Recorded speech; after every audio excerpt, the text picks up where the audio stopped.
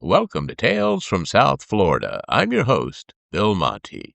Now, this is the podcast where normally we remember the people, places, and stories that help make South Florida what it is today. And generally, I ask you to sit down, get comfortable, and then take a talk down memory lane with me.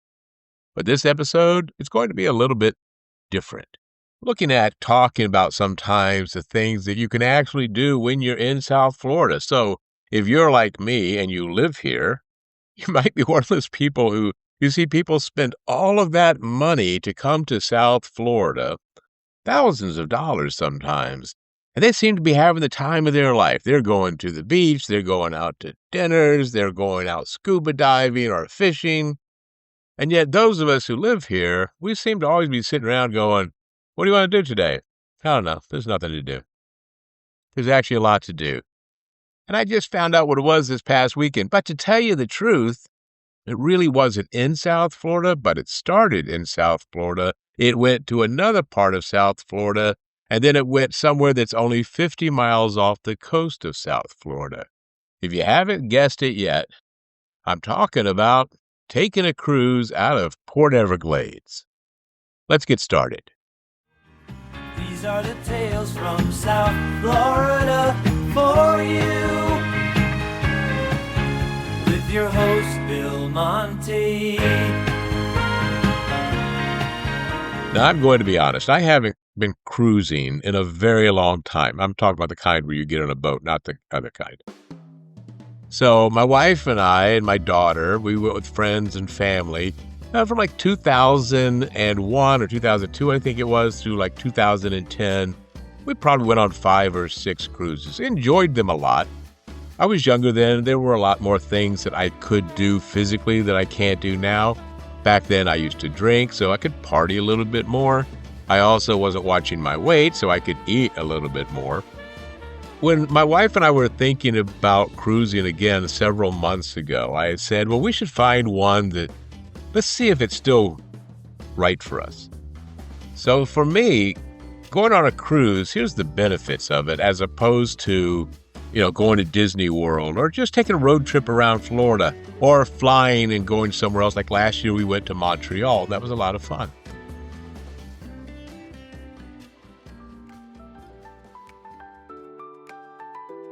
The thing about the cruise ship for me is, and I'm going to state the obvious here, you pay in advance, so you're not worried about spending the money once the time gets here that you got to go on your cruise. You board the ship, and at that point, they drive you to where you're going to go. You don't have to get in and out of a car all the time. You have a place to sleep. You know where that is. You're not going to different hotels, packing, unpacking, moving around. All of the activities are on board, so if you like gambling, if you like to watch TV a lot, you want to just be quiet and read, you want to do dance activities, you want to go learn something, you want to try something new, you just want to socialize on a different level, you just want to lay by the pool and relax, you just want to stay in the water and swim around, you just want to go someplace new and different. And getting there and coming back and the day-to-day part of it is all stress-free. That, to me, is the beauty of cruising. But would I find that to be the case again, now 17 years after our last cruise? So we decided, and let me just say right up front, I'm going to talk about the ship that we went on. I have no professional or financial relationship with them at all. What I'm going to tell you is how I honestly felt about this particular cruise line and this particular cruise. I'm not getting rewarded. I don't get a free cruise in the future or anything like that. They're not paying me anything, all right? This is just Bill Monty and his opinion. Well, we decided to do what I ended up calling a cruise around the neighborhood. It literally left South Florida on Friday, July 10th, leaves at 4 o'clock in the afternoon, and the first stop is Key West. Now, I've talked about Key West before in previous episodes. You know, if you listen to those, that I used to go a lot when I was in my late teens and early 20s especially, went a couple of times after that. I have fond memories of Key West. the way it used to be. The last time I was there was on one of the cruises we did around 2004, 2005. And I was a little taken aback by how different it was. First off, cruise ships go there now. And yes, that's what I did this time around to get there.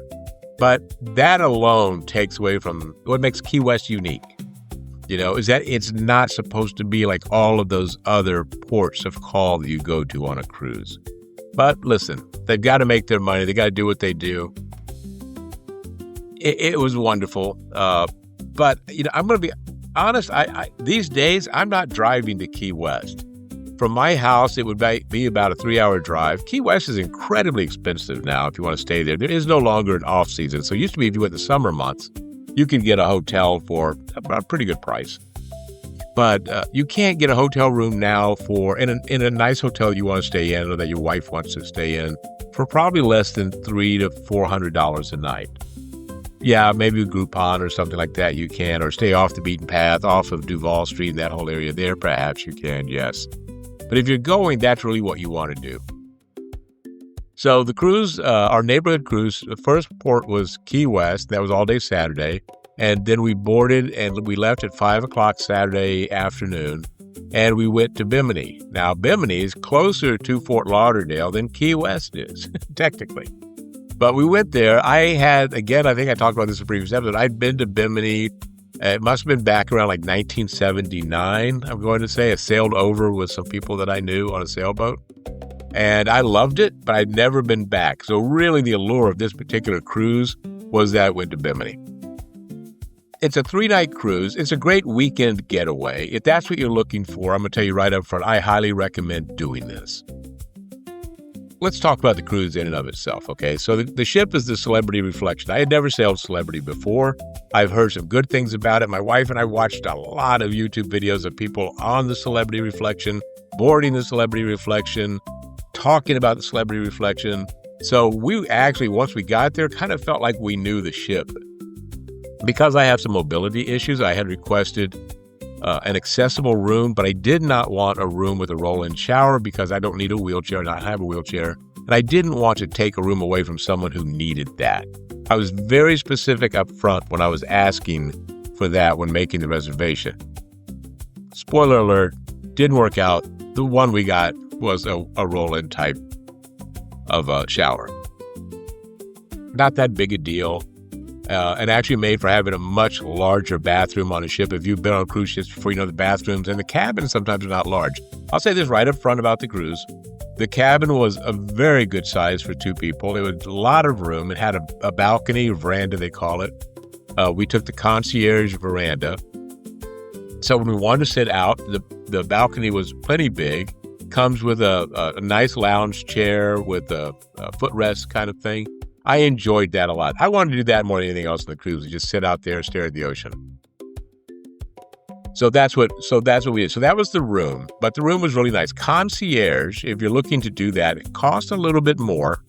Not much, but a little bit more. And you're supposed to get a welcome lunch on embarkation day. You're supposed to get binoculars and an umbrella. I don't know why. And you can get a free continental breakfast brought to your room every morning. Room service now, back when we used to cruise, room service didn't cost anything. You just had to tip. That was it.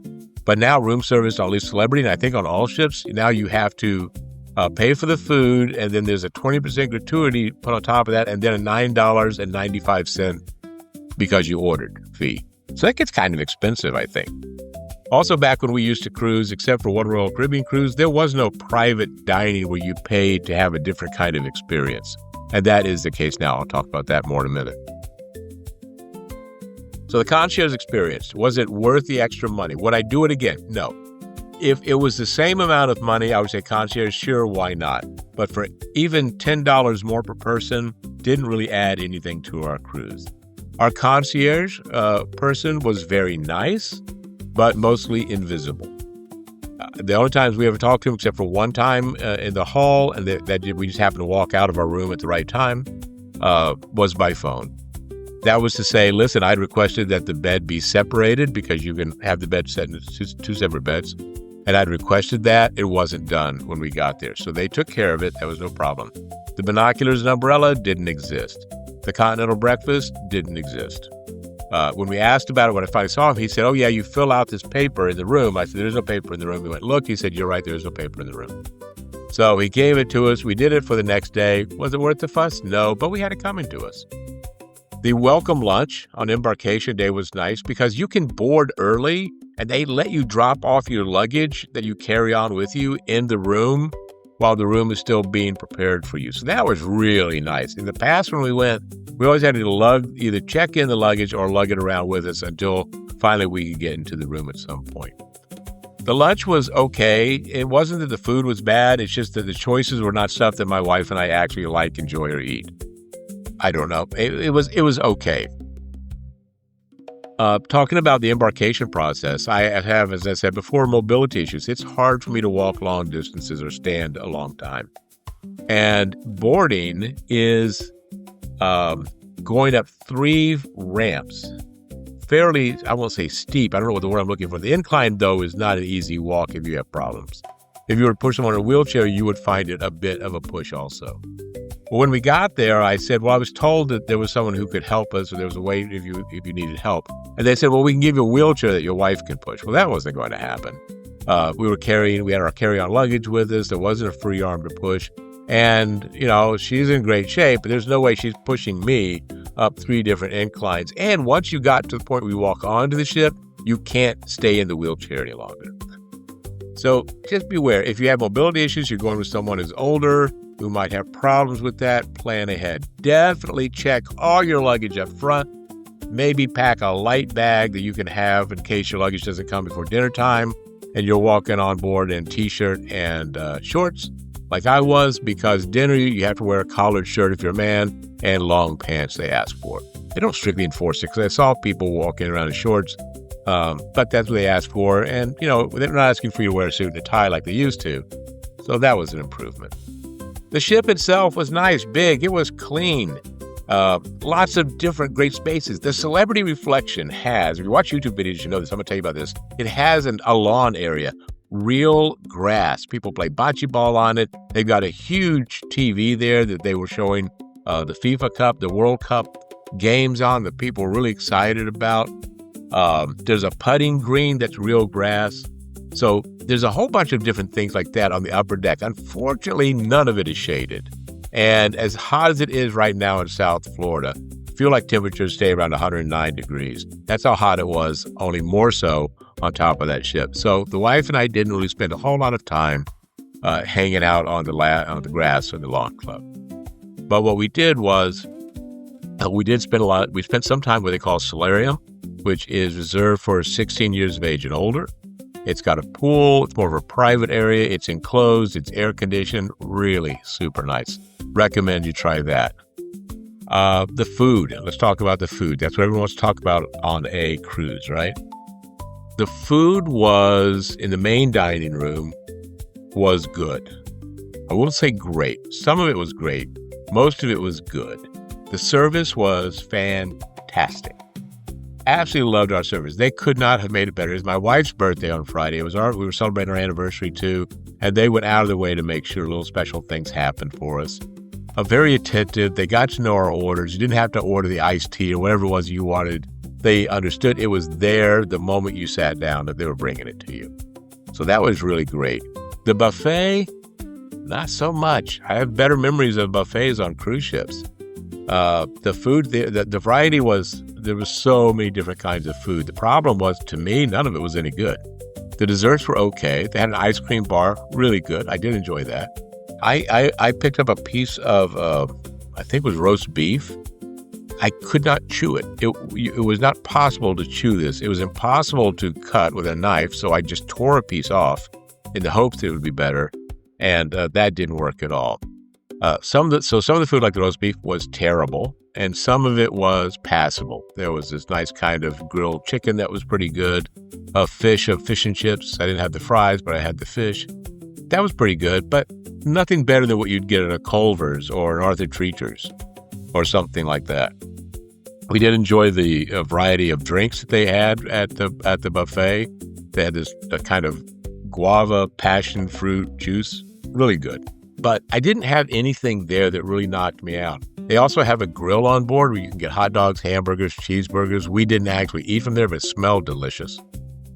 And then you have the premium dining experiences. So you pay a little bit more, usually somewhere between $40 to $60 to even $100 per person for a meal. And they on the board Celebrity was a Tuscan grill. There was a La Petite Chef, which was the French one. There was a Tuscan grill was Italian. Trying to think, what was it? The blue was for special passengers that had this aqua class private dining. We didn't eat at any of those. I can't tell you if the food was any better than the main dining room. Unless you've got money to burn, I don't see the reason for paying extra, but go ahead if you want to. The ports to call, Key West, it was nice. It was so hot that we really only stayed a few hours walking around Duval Street, went and visited some old haunts like the Bull and Sloppy Joe's and a couple of stores and things like that. Times have changed. Cannabis bars as opposed to bars, that's something new. But it was fun. There was nothing wrong with it or anything like that, except it just was extremely hot.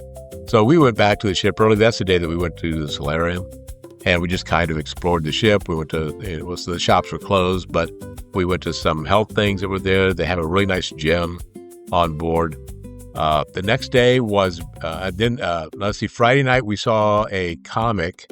No, Friday night was a cabaret, Broadway cabaret show.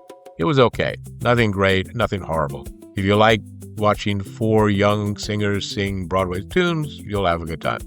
After that was the comic, a man named Tony Esposito. Very funny. We really enjoyed him. So it was a late night. We got back to our room then, I think that night, somewhere around 11:30.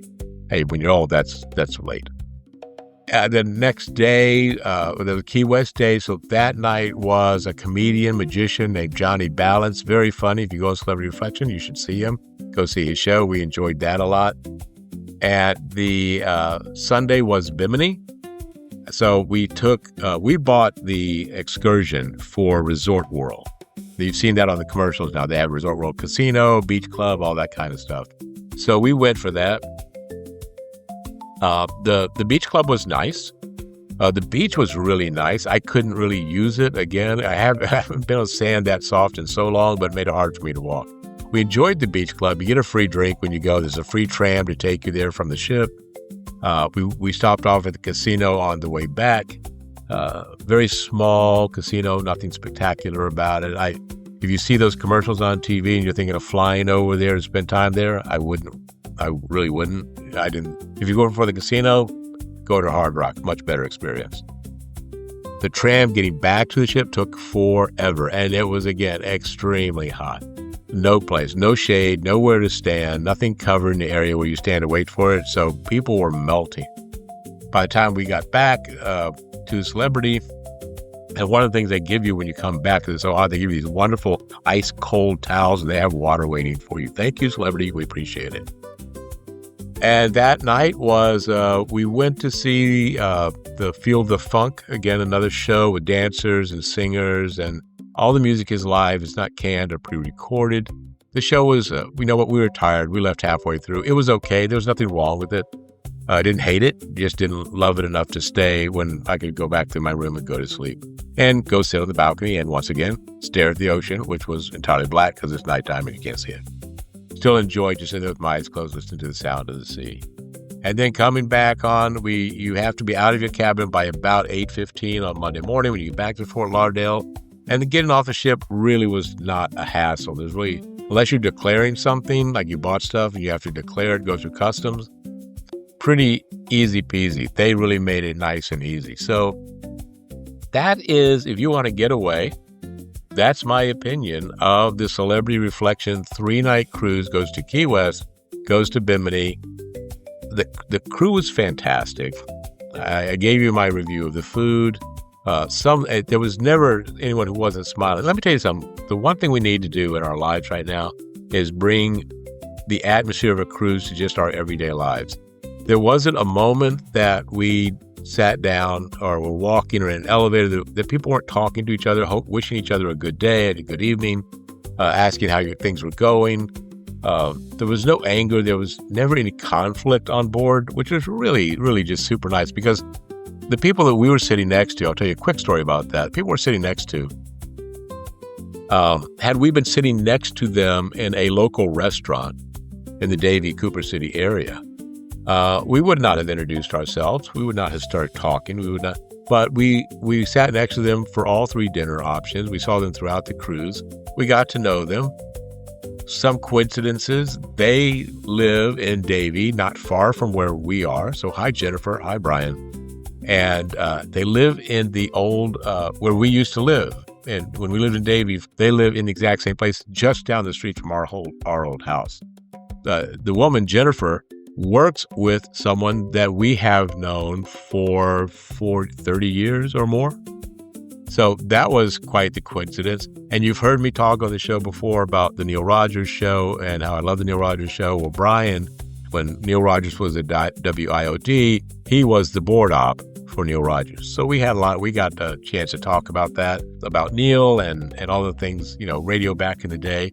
So that made for a really enjoyable trip. And that's just a coincidence of all that. But if we had never opened up and introduced ourselves, they hadn't introduced themselves to us, we wouldn't have had that nice time dining. I was a little worried about the dining. I'm kind of an introvert, so a little worried about the dining experience because sometimes you're seated next to people and everyone wants to talk, and that's not really me. But I'm glad we did. We had a great time with them. And hopefully we can see them again because they live right down the road from us, literally. So celebrity reflection, I can tell you, contact celebrity. You can book it all online if you want. I used a travel agent, and Dream Vacations was the company, and her name is Mary Horseman, so I'm going to give her a shout out. Again, I get nothing from this.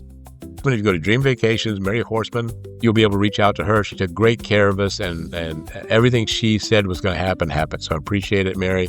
You didn't steer us wrong.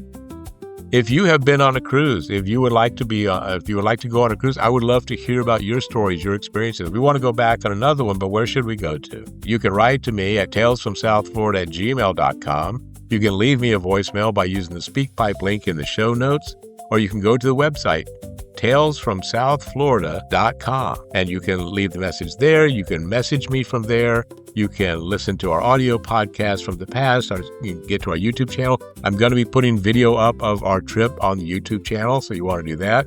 Not up there yet because I still have to edit it. If you are so inclined, if you have enjoyed this episode or any of the episodes of Tales from South Florida, and you would like to help support the show and keep it going, help support the show through the Buy Me a Coffee link that's in there. Anything does help keep the show going because there are slight costs to podcasting. I do so appreciate it. I appreciate you taking the time to listen. I thank you for hitting that play button, and I hope you get a chance to go cruising real soon. And if so, and you're sitting next to us, well, let's have a nice little chat. Until that time, my friends, please remember, be safe and be kind. Let's take a talk down memory lane, 'cause the stories around here are just insane. Pirates World, the Sporto and Wolfies too. Palm Beach to Key West, that's where we grew. These are the tales from South Florida for you. With your host, Bill Monty.